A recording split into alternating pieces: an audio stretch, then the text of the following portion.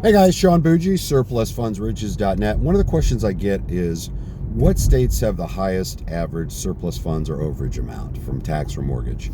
And I know a lot of the guys out there are just talking about tax overages. We do a lot of tax and mortgage.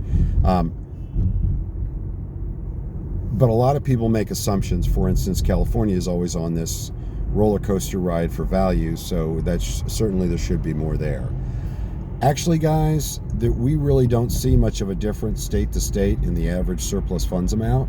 I think part of that is when you get into a larger metro statistical area where it's a lot of, you have a lot of properties going and they're all worth a lot of money.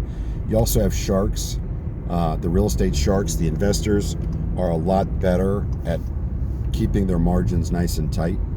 But we really don't see a difference between one state and the other. Now, here's what you do see as far as average. Here's what you do see, though.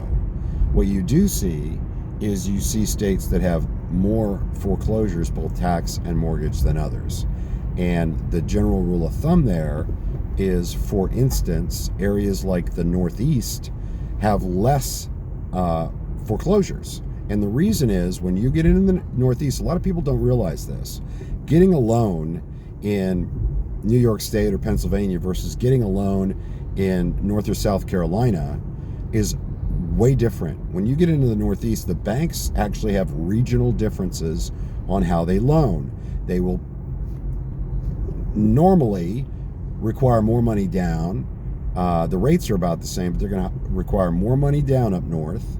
They're more fiscally conservative. They're going to require more down from the buyer, and they're also going to have tighter lending standards. So there's going to be less, as sheer numbers or even as a percentage of the population, there's going to be less foreclosures, both tax and mortgage, in the Northeast, primarily in the Northeast.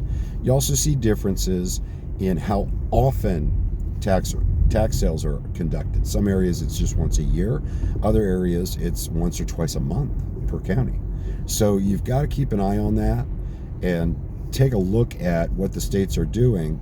But I can tell you, as far as average surplus funds amount, it does not matter which state you're working. The average just averages out. I'm not kidding you. Averages out. And I know that's counterintuitive, but it's the truth.